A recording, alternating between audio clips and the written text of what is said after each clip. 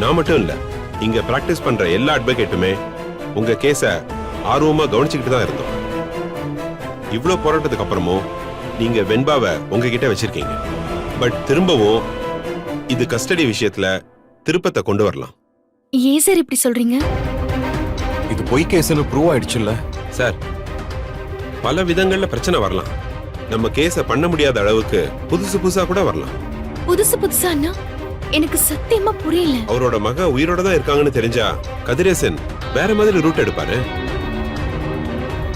நீங்க இன்னொரு கல்யாணம் பண்ணிக்கிட்டதால ரேணுகாவை தன்னோட வச்சுக்கிறேன்னு சொல்லுவாரு. நீங்க மறுத்தா கோர்ட்டுக்கு போவாரு. கோர்ட்டும் அவர் பக்கம் தான் நிக்கும். பொம்பளை புள்ள அம்மா கிட்டதான் மேஜர் ஆகிற வரைக்கும் இருக்கணும்.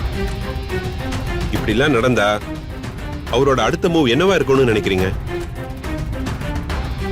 ரேணுகாவோட தான் அவளோட பொண்ணு இருக்கணும்னு சொல்லி கஸ்டடி கேஸ திரும்பவும் தூசி தட்டுவார்.